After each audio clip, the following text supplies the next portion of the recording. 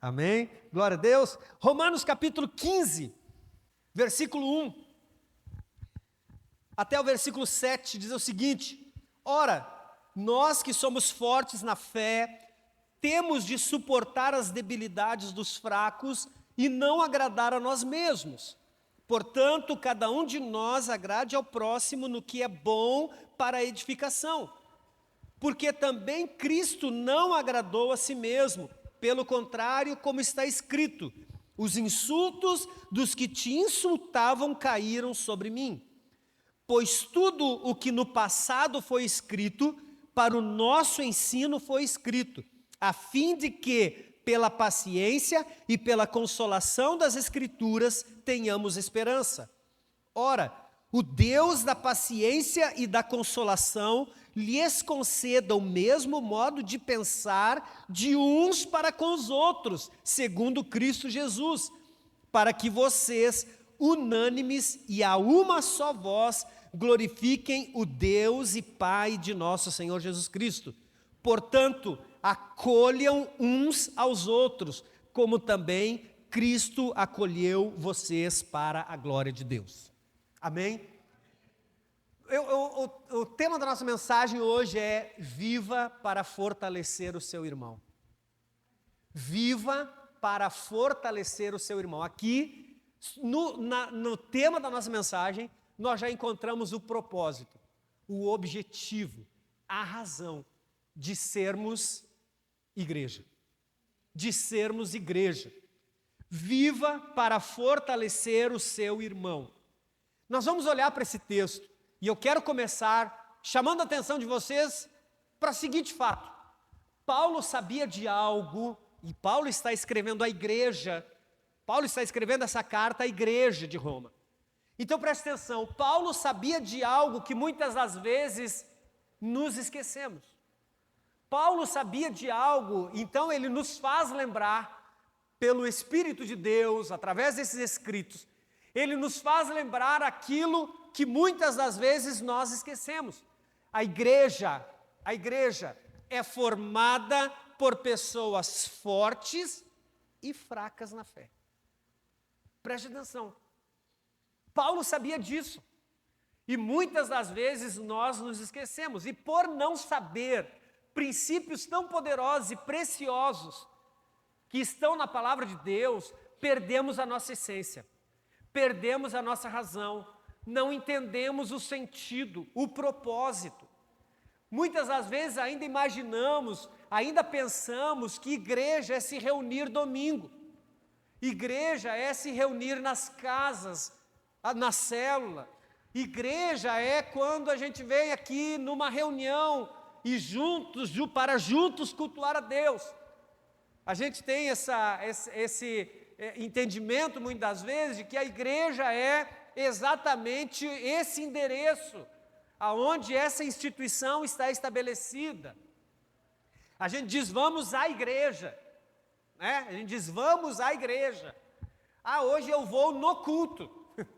Quer dizer, culto é uma coisa que a gente faz, não é uma coisa que a gente vai. Igreja é aquilo que somos quando nos reunimos, não é um lugar. Por isso nós chamamos muitas vezes as células como a igreja nas casas, porque é o povo de Deus reunido nas casas, adorando a Deus, glorificando a Deus, exaltando a Deus. A célula do Fabão foi igreja na pizzaria essa semana, porque eles foram para a pizzaria, se reuniram como igreja, se reuniram como parte, uma pequena parte, porque a célula é a pequena parte do todo. Então é isso que nós precisamos entender, e às vezes nós vamos formando esse conceito, e aí às vezes as pessoas dizem, não, eu não preciso de igreja, que a igreja sou eu, é outro conceito errado, não é sobre esse que eu quero falar. Mas é muitas vezes o fato de nós entendermos e não lembrarmos ou não percebermos que somos a igreja. Sim, somos a igreja. E que como igreja nós precisamos cumprir alguns papéis. E nós só podemos viver igreja, só podemos ser igreja, se nós entendermos os conceitos, ou nós entendermos os princípios, e nós entendermos a razão, e o propósito, e o objetivo de sermos igreja. Então, quando a gente tira esse conceito errado de que igreja é quando a gente se reúne aqui por 1h30, 2 horas, e aí vai para casa e deixa de ser igreja. Ou quando a gente, nesse conceito errado que tem, de que igreja é o CNPJ, igreja é a instituição, nós vamos perdendo a essência do que realmente Deus espera, do que Deus realmente pensa, né? E aí nós não podemos viver igreja, porque a gente pensa, eu vou na igreja, aí eu venho aqui, domingo, 18 horas, 19h30, 20, dependendo, 20h15 eu vou embora para casa, eu já fui na igreja. E aí eu vou perdendo a essência, porque eu acho que vir à igreja, eu acho que igreja é o que a gente faz aqui nessa 1h30, nessas 2 horas, 2 horas e pouco, dependendo do culto. E aí a gente senta ao lado de pessoas, e muitas das vezes nós, ou até mesmo essas pessoas, se tornam invisíveis para nós. Nós chegamos no culto, nós chegamos, está vendo? Nós chegamos a este lugar para prestar culto, mas nós sentamos ao lado de pessoas, nós não sabemos quem ela é e muito menos nos preocupamos em saber quem ela é. Nós não somos capazes, Tiago, de identificar na fisionomia da pessoa se ela está bem, se ela não está bem, se ela está feliz, se ela está triste, se ela está passando por uma luta ou não. Nós não nos permitimos ser usados por Deus para virar para essa pessoa e dizer, eu posso orar com você, eu posso orar por você, né? Nós vamos perdendo a essência, o culto termina, as conversas giram em torno de qualquer coisa, menos daquilo que é essencial. E quando giram, quando nós não pegamos a bolsa, a Bíblia, o celular e dizemos tchau, até domingo que vem, igreja. Então nós vamos perdendo a essência, por isso, Alessandro, igreja, e eu quero usar esse termo, igreja vai perdendo a graça para muitas pessoas. Porque as pessoas pensam, eu não preciso ir lá hoje. Eu não preciso ir lá na igreja. Hoje eu não vou na igreja. Por isso as pessoas vão perdendo a razão, a essência, a vontade. Elas vão perdendo, porque elas não entendem, não compreendem o que é ser igreja. Elas não compreendem por que Deus nos uniu, porque Deus permitiu, porque foi uma permissão dele, porque ele permitiu que as pessoas criassem esse sistema onde nós podemos nos reunir, onde nos reunimos para cantar, para adorar, para buscar a Deus, enfim, para fazer tantas coisas juntos. Quando nós olhamos para esse texto, ele fica muito claro. A primeira coisa que Paulo vai dizer, a visão que Paulo tem sobre a igreja, que ele esclarece para nós vocês não podem esquecer de que a igreja não instituição, igreja, o grupo de pessoas, é formada por pessoas fortes e fracas na fé. O que ele está dizendo no meio de vocês há pessoas maduras e imaturas. Ele está dizendo, entre vocês há quem suporte as lutas com firmeza e há quem cambaleie diante das provações. Ele está dizendo, vocês precisam entender que isso é igreja. Vocês precisam compreender que isso é igreja. Por isso as pessoas entram em crise, porque elas querem um lugar de pessoas perfeitas. Elas viram as costas para a igreja, e elas dizem, eu não vou mais, porque nessa igreja, porque as pessoas dessa igreja, porque as pessoas dessa igreja, porque a gente dessa igreja, porque as pessoas dessa igreja, porque exatamente pela falta de entendimento, de discernimento, ou da própria compreensão, a falta da dedicação à leitura bíblica, para entender que igreja é isso. Igrejas são pessoas, e pessoas são falhas. Pessoas são fortes, algumas são fracas, algumas suportam a luta, outras não. É isso que Paulo está chamando a atenção nesse texto. Ele está dizendo, ora, nós que somos fortes na fé, temos de suportar as debilidades dos fracos. Está vendo? Ele está dizendo, vocês precisam lembrar-se disso. Quando nós temos essa consciência de que isso é igreja, de que igreja existe na igreja, que a igreja é composta de pessoas fortes e fracas, de pessoas maduras e imaturas, tem pessoas que vão ter atitudes de criança, E nós não podemos entrar em crise. E nós não podemos querer morrer. Nós não podemos querer colocar na cruz essas pessoas. Mas geralmente é o que fazemos. Olhamos e dizemos, poxa, mas fulano, poxa, mas cicrano, poxa, mas o fulano. Nós entramos em crise. Nós que somos mais fortes, ou aqueles que se consideram mais fortes, não conseguem muitas vezes olhar para esse outro grupo. E nós não estamos fazendo aqui um apartheid, por favor. Nós não estamos fazendo aqui uma divisão entre fortes e fracos. Não é sobre isso. Nós não estamos aqui categorizando pessoas e nem devemos sair daqui analisando e dizendo, eu acho que João é forte, eu acho que Maria é fraca. Não é sobre isso. É sobre compreendermos. Porque essa compreensão de que a igreja, isso é igreja, é o que vai trazer saúde para esse ambiente. É o que vai nos tornar uma igreja saudável. É quando nós compreendermos que isso é ser igreja. E sabe o que Paulo ensina? Ele está dizendo, ei, vocês que são fortes, se existe, ele está dizendo que é vocês que são fortes. Então existem pessoas que estão mais maduras na fé. Existem pessoas que conseguem suportar um soco do popó. Mas tem gente que não consegue aguentar um sopro. Você consegue entender? Tem gente que suporta a pressão. E ele está dizendo, mas vocês que são fortes, não foram chamados ou não são fortes para competir com os fracos.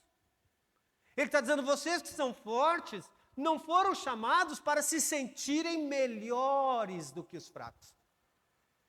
Mas se eu aguento, por que você não aguenta? Porque existem diferenças. Porque talvez você já amadureceu e outras pessoas ainda não. Então nós não podemos olhar e dizer, isso aí é frescura do outro. Isso é bobagem. Não. O que Paulo está dizendo é o seguinte, vocês que são fortes, devem usar a força de vocês para fortalecer os que são fracos. Tem gente aqui comigo? Vocês devem... Não adianta, Alessandro, eu sentar com você e ficar discutindo a fraqueza dos outros.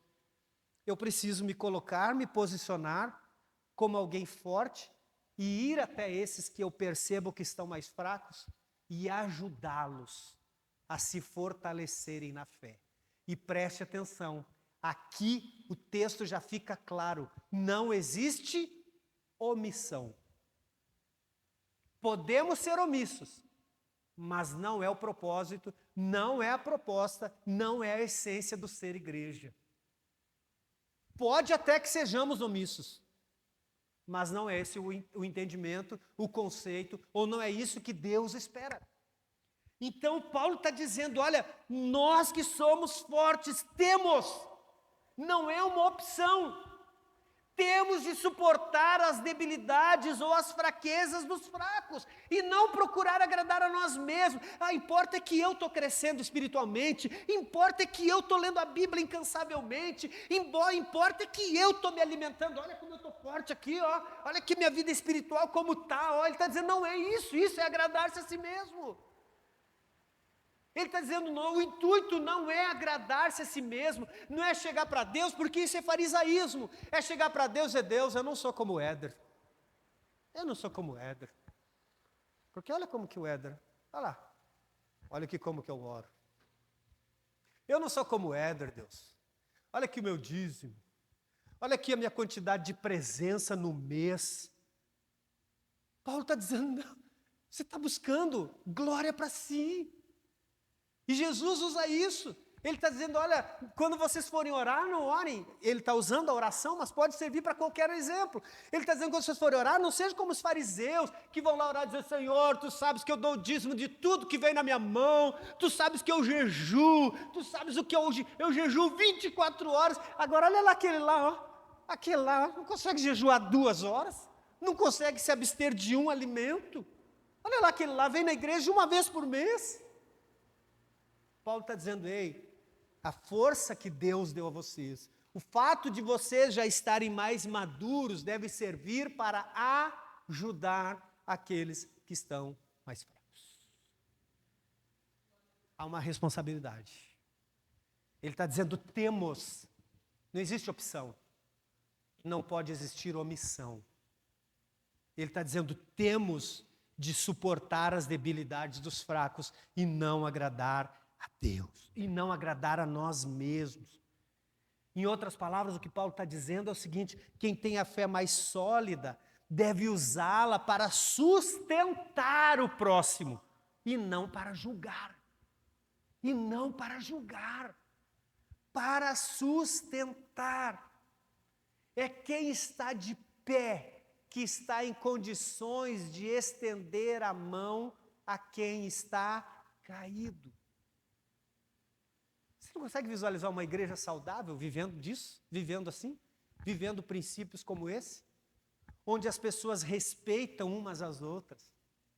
Onde as pessoas mais fortes não se consideram melhores do que as mais fracas. Pelo contrário, dizem, eu posso ajudar. Se eu tenho condições, se eu tenho essa capacidade, se Deus já me deu essa maturidade, eu não posso querer ficar inchando espiritualmente. Eu não posso querer ficar usando tudo que Deus está me dando só para dizer, olha gente, como eu sou bom nisso. Olha gente, está aqui a minha cartelinha de jejum, ó. E a pessoa que está mais fraca dizendo, como eu gostaria de ser assim. Mas o mais forte, em vez de estar lá dizendo, vamos lá, vamos caminhar junto. Eu quero caminhar com você nessa tua fraqueza. Eu quero caminhar com você nessa tua debilidade. Eu quero caminhar com você nesse momento da tua vida, para que você amadureça, para que você cresça, para que você caminhe, para que você comece a se sustentar nessa caminhada cristã. Quem está comigo diz amém. Nós precisamos entender que o Evangelho não é uma corrida de quem chega primeiro, mas uma caminhada onde ninguém fica para trás. Nós precisamos entender isso. O Evangelho não é para quem chega primeiro. Vamos embora, hoje de manhã teve aí a maratona, né? Corrida de 3 km, 6 km, pessoal aí da mineradora aí, tudo correndo, caminhando, né? Ganhando medalha. O Evangelho não é isso, a vida cristã não é isso. Eu quero chegar primeiro, eu quero chegar na frente do Alessandro. Eu quero chegar lá e ser honrado por Jesus. Eu quero chegar lá e Jesus bater nas minhas costas e dizer, servo, seja bem-vindo. Como você foi maravilhoso. Não, não quero chegar lá e dizer, Senhor, olha está vendo como a minha performance foi maravilhosa. Olha como eu corri, cheguei. Mas olha lá fulano, lá Deus, olha lá, ainda está se arrastando. Não. O Evangelho é a caminhada, não é uma corrida para ver quem chega primeiro, mas uma caminhada onde ninguém fica para trás. A vida cristã é extraordinária, porque é a vida cristã que dá a capacidade do homem maior se tornar menor. No reino do mundo, não. No reino do mundo, não. É quanto maior eu for, melhor. Mais poder, tenho mais capacidade de pisar no outro. O reino de Deus, não. O reino de Deus é o reino invertido, de cabeça para baixo, aonde o maior é servo do menor. Esse é o reino de Deus. O reino de Deus não importa quanto tempo eu vou chegar lá, mas eu não vou chegar lá sozinho. Eu quero que você chegue comigo. Eu quero que você cresça comigo. Eu quero que você desenvolva comigo. Sabe qual é no reino de Deus? Sabe qual é a maior recompensa dos servos no reino de Deus? É ver pessoas com quem ele caminhou se desenvolvendo na fé. É quando eu sento aqui, gente. Eu sento aqui. Quando eu sento e eu vejo as pessoas em quem eu investi na minha vida, investi no meu ministério, investi se desenvolvendo, eu digo, estou chegando no meu objetivo. Porque o objetivo não é eu crescer, o objetivo não é eu, o objetivo é fazer com que as pessoas que caminham comigo também se desenvolvam, também cresçam. Porque é assim o Evangelho não é de quem vai chegar primeiro, é quantas pessoas vão chegar junto comigo. Por isso Paulo é extraordinário. Paulo é extraordinário, nós precisamos aprender a ser igreja. E o Romanos 15, do 1 ao 7, é um texto extraordinário. Preste atenção, a verdadeira maturidade cristã não é medida pelo quanto sabemos. Eu sei, a gente admira pessoas que falam bem, pessoas que se expressam, que pregam, e todas essas coisas, eu sei. Mas a verdadeira maturidade cristã não é medida pelo quanto sabemos, mas pelo quanto ajudamos o outro a permanecer firme. Você consegue entender isso, irmão? Você consegue entender isso? Você pode olhar para o palco, você pode olhar para o púlpito, como você quiser chamar aqui para essa plataforma, e você pode olhar e dizer, nossa, como fulano prega bem, nossa, como fulano é isso, como fulano é aquilo. Eu ouço o que eu quero te dizer, não estamos desmerecendo a capacidade de oratória, intelectual, espiritual, não é disso que nós estamos falando. Mas às vezes tem gente sentado na cadeira, sentado aí no banco, que sem aparecer, sem nunca pegar um microfone, tem acompanhado pessoas, tem feito visitas, tem orado lá na casa de necessitados, tem aberto a sua casa para uma célula. Você consegue entender? Essas pessoas nunca vão subir numa plataforma, nunca vão pegar o microfone, elas nunca vão estar com as luzes e o povo como vocês estão olhando para ela. Mas quantas pessoas já não saíram das igrejas, não desistiram da caminhada de fé? Quem sabe por causa daquela irmãzinha, por causa daquele irmãozinho, irmãzinha, por favor, não é nenhum pejorativo, tá? Quem sabe por causa daquele irmão, daquela irmã, que mesmo sentado no banco, sem nunca ter um holofote sobre a sua cabeça, está ajudando muitos a permanecerem na fé. Então não se desmereça. Ah, mas ninguém me vê. Não é para te ver. Não é sobre te ver ou não te ver. É sobre maturidade. E maturidade é o quanto você ajuda outros a permanecerem firmes na fé. Sabe por quê? Porque o reino de Deus não é só para mim. Não é só para você. O reino de Deus é para todos.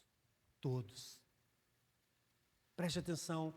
Por isso o convite de Paulo é simples e desafiador. Ele diz, viva para fortalecer o seu irmão. Não viva para agradar a si mesmo. Importa que eu cresça. Importa que eu cresça.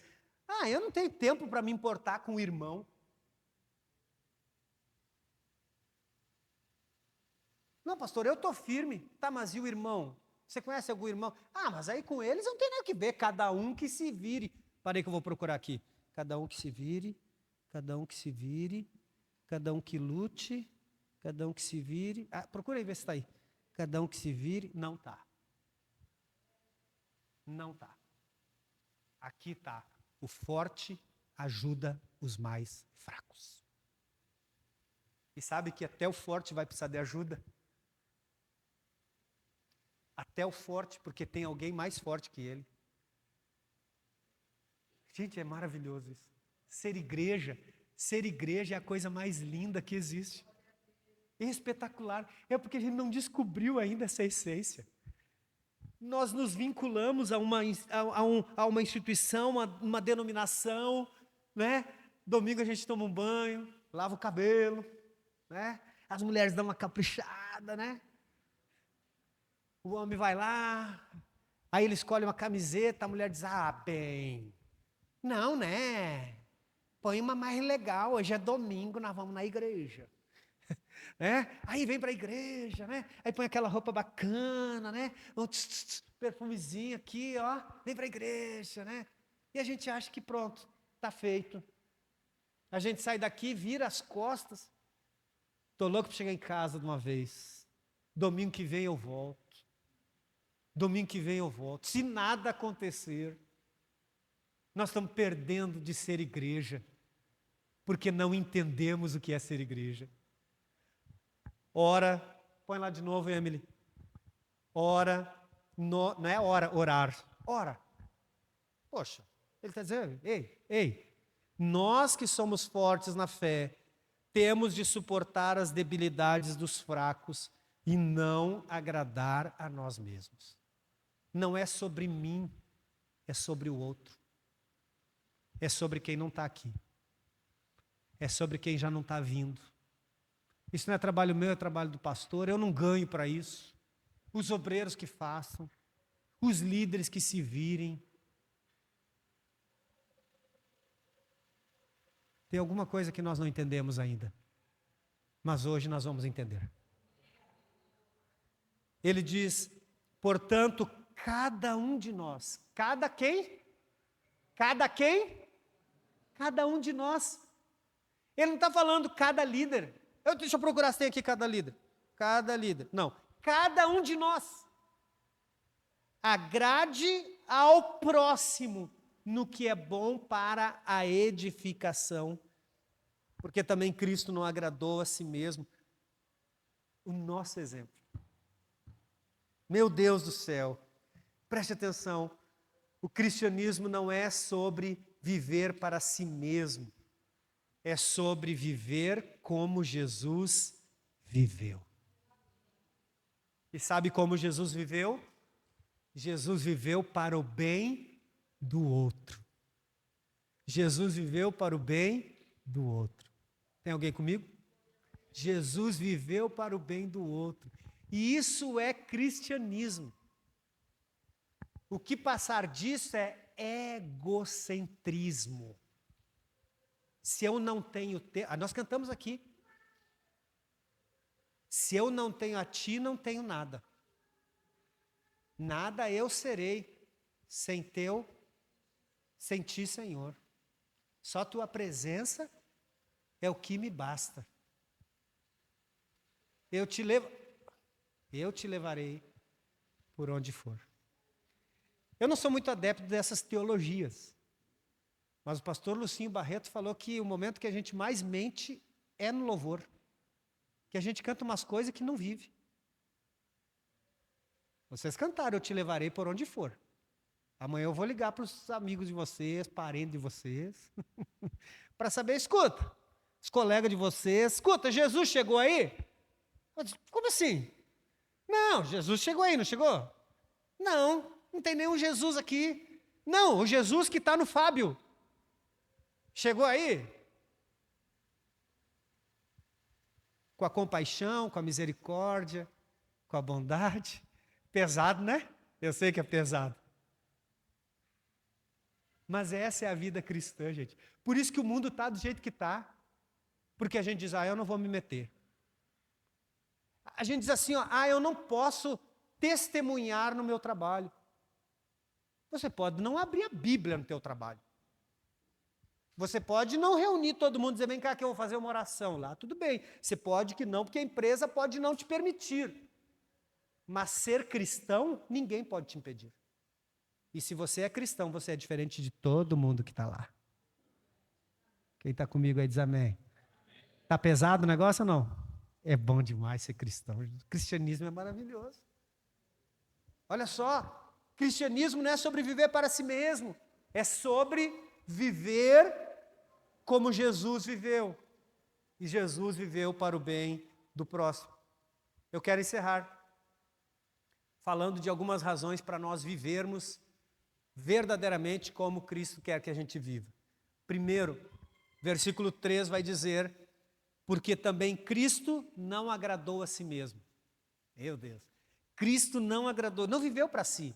Pelo contrário, como está escrito, aí ele vai citar um texto do Antigo Testamento, os insultos dos que te insultavam caíram sobre mim. Pois tudo, olha o que está dizendo, pois tudo o que no passado foi escrito para o nosso ensino foi escrito, a fim de que pela paciência e pela consolação das Escrituras tenhamos esperança. Por que eu tenho que viver assim? Porta. Por que eu tenho que viver assim? Por que eu tenho que viver assim, gente? Por que eu tenho que viver essa vida cristã que Paulo nos chamou, está nos chamando para viver? Primeiro, porque foi assim que Jesus viveu. Foi assim que Jesus viveu. Jesus é o exemplo perfeito de quem viveu não para agradar a si mesmo, mas para carregar o peso dos outros. Por que eu tenho que viver como Paulo está dizendo? Por que eu tenho que sustentar, por que eu tenho que suportar a fraqueza dos fracos? Por que Deus, por quê? Porque foi assim que Jesus viveu. O texto vai dizer, versículo 3, porque também Cristo não agradou a si mesmo. Ele suportou afrontas, ele suportou a dor, ele suportou tudo por amor a nós. Suportou a ofensa, ele suportou tudo por amor a nós. Mas nós vivemos um cristianismo de não me toque. Não me toque. Nós nos esquecemos que vivemos no meio de pessoas fortes e fracas. Pessoas maduras e imaturas. E às vezes pessoas imaturas podem nos ferir. O grande problema não é ser ferido, o grande problema é levar isso para o coração. O povo cuspia em Jesus. O povo pregou Jesus na cruz. E ele disse, Pai, perdoa-lhes, porque não sabem o que fazem. A gente sai da igreja, os crentes saem da igreja porque o pastor não olha, porque o pastor não visita, porque o irmão, eu faltei o culto, ninguém me visitou, ninguém me ligou. Ei, crente band-aid, crente dodói, receba a cura. Receba a cura. Amadureça, amadureça. Foi assim que Jesus viveu. Jesus suportou as afrontas, a rejeição. Jesus suportou o peso da cruz. Jesus não olhava para si mesmo. Ele não dizia, Deus, por que eu estou passando isso? Ele não disse, Deus, coitado de mim. Ele disse, se possível, passe de mim esse cálice. Senão, eu vou beber esse trem aí. Senão, eu vou beber esse trem. Não tem problema. Se não der para passar de mim esse cálice, eu estou disposto e disponível para viver isso. Toda essa dor, toda essa humilhação, toda essa angústia, tudo isso. Nós não podemos ser esse tipo de crente que não suporta o peso de uma agulha nos ombros. Que não suporta o peso de uma palha. Esse crente que está sempre arrastando os pés. Mas quem sabe, pastor, eu seja da equipe dos fracos. Ok. Se você for da equipe dos fracos, se submeta à ajuda da equipe daqueles que estão mais fortes. Porque muitas das vezes também, pessoas que estão fracas, quando alguém estende a mão para ajudá-las, elas se incomodam. Elas se incomodam. Porque elas, embora fracas, elas não querem reconhecer suas fraquezas e sua dependência da ajuda de pessoas. Por quê? Qual é a razão para nós sermos essa igreja que Paulo está falando? Porque Jesus nos encoraja e, além de tudo, nos capacita a viver dessa forma. Versículos 5 e 6 vai dizer, ora, o Deus da paciência e da consolação lhes conceda o mesmo modo de pensar de uns para com os outros, segundo Cristo Jesus, para que vocês, unânimes e a uma só voz, glorifiquem o Deus e Pai de nosso Senhor Jesus Cristo. Você consegue entender? Paulo vai dizer que o Deus da paciência derrama sobre nós a mesma paciência, a mesma graça para suportarmos os outros. E entenda que suportar não tem nada a ver com aquele conceito. Tá bom, né? Tenho que suportar o fulano. Não. É dar o suporte. É dizer, pode vir que eu aguento. Eu vou te ajudar, eu vou carregar você. Se preciso, te pego no colo. Você consegue entender essa maravilha? A palavra de Deus, o que Paulo está dizendo é que Deus é capaz de derramar sobre nós paciência quando alguém nos fere, consolo quando o outro nos decepciona e força quando nos cansamos de andar. Paulo está dizendo, por isso vocês precisam viver igreja. Vocês precisam ser igreja. Vocês precisam viver a essência do que é ser igreja. Por que eu tenho que viver assim? Versículo 7 vai dizer, portanto, acolham uns aos outros, como também Cristo acolheu vocês para a glória de Deus. Sabe, irmão, eu fico pensando que quanta gente suportou e ainda suporta, muitas das vezes, o meu ânimo, o meu trato. Quantas pessoas já suportaram e suportaram, já me acolheram nas minhas debilidades, nas minhas fraquezas. Quantas pessoas acreditaram em mim e eu os decepcionei. E eu tive pessoas que continuaram acreditando em mim. Por isso que algumas pessoas às vezes chegam e dizem assim para mim: fulano fez tal coisa, você não vai fazer nada. Eu sei o quanto recebi misericórdia. E se eu recebi muita misericórdia, eu preciso dar muita misericórdia. Se eu recebi muito amor de pessoas nas minhas fraquezas, eu preciso também amar as pessoas nas fraquezas delas. Você consegue entender? Paulo está dizendo o seguinte: portanto, acolham uns aos outros. Acolham uns aos outros. Ele não está fazendo uma seleção, um grupo. Acolham uns aos outros.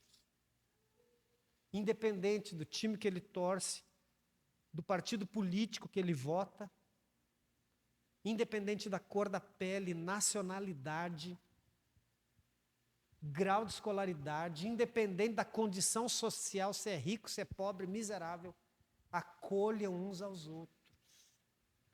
Ele vai dizer, como também Cristo acolheu vocês. Você lembra que quando Jesus te encontrou, você era um miserável? Estava sujo. Estava fedendo a pecado. E Jesus te amou mesmo assim, Ele te abraçou mesmo assim. Ele te acolheu mesmo assim. Como eu falei aqui quando estava falando do batismo, Ele não esperou você ficar bonzinho ou boazinha.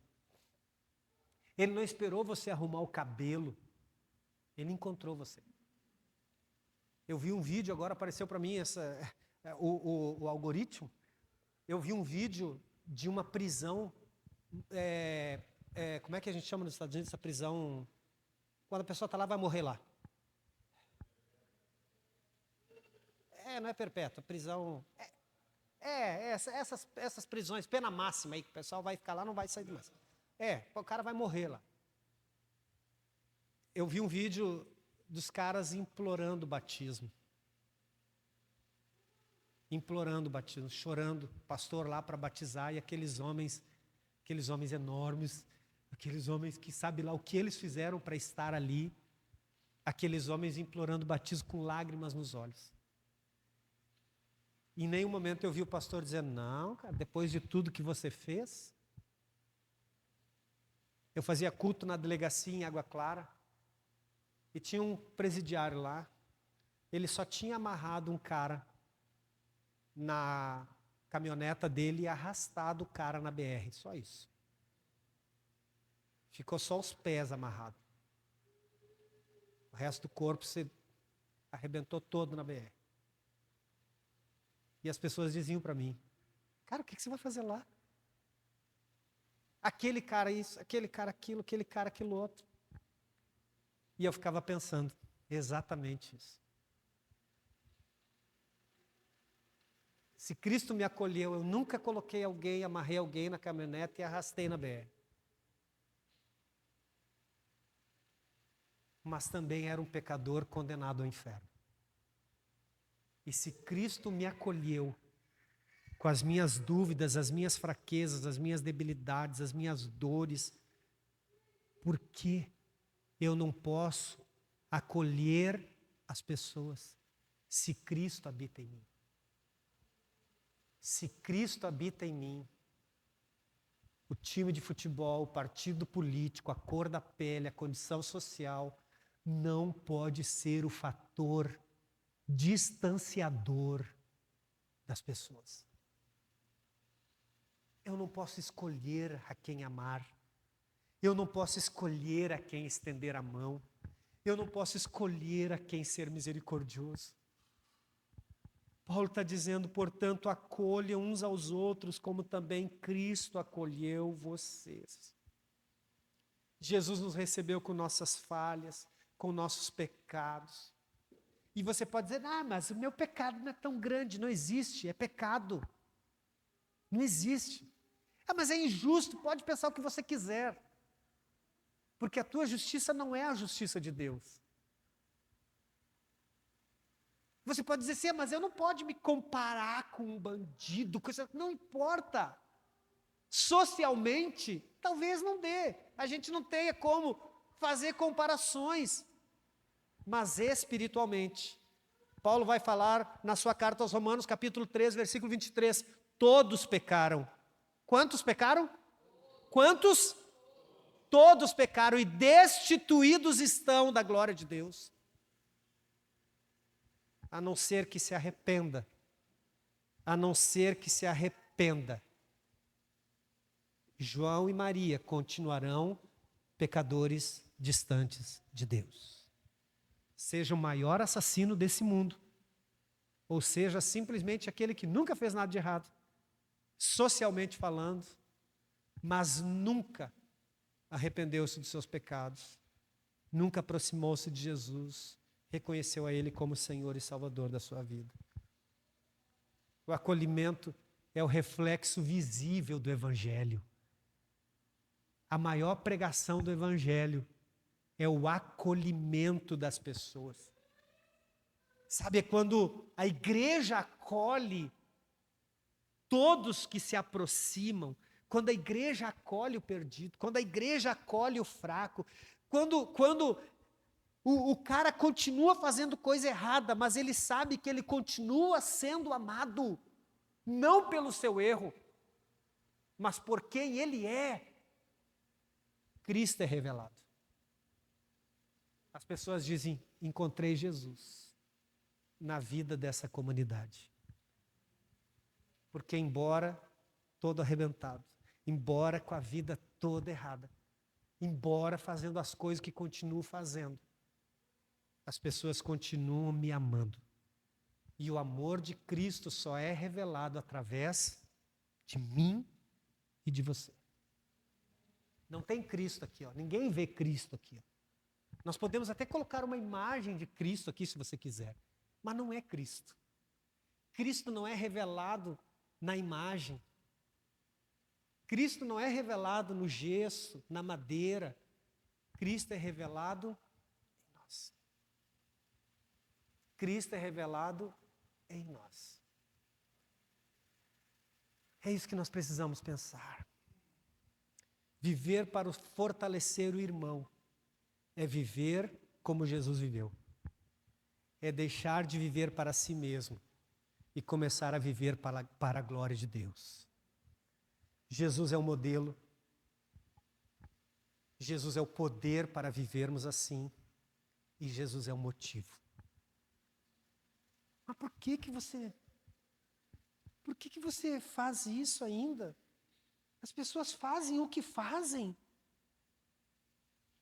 Exatamente porque Cristo é o meu modelo. Mas você é besta mesmo, né? As pessoas fazem o que querem com você, agora sabe que você é crente. Cristo é o meu modelo. Não é o mundo, não é a sociedade. Cristo é o poder que me dá a condição de amar aquele que eu considero não digno de amor. Cristo é o poder que me faz capaz de me submeter a pessoas que eu olho e digo, como assim? Cristo é o poder na minha vida que me faz abraçar aquele que nunca recebeu um abraço. Aquela pessoa que carrega nos seus poros o cheiro da bebida, do vício. Aquele que o seu hálito é só nicotina. Cristo é o poder que me faz amar essa pessoa. Que me faz olhar para ela e dizer, é uma criatura, é uma criação de Deus, que precisa transformar-se num filho de Deus. É uma pessoa que nunca viu Cristo. E eu preciso revelá-lo a ele. E eu preciso revelá-lo a ela. A igreja que aprende a viver assim deixa de ser um ajuntamento de pessoas e se torna um corpo vivo, cheio da graça, onde Cristo é visível. Fique de pé.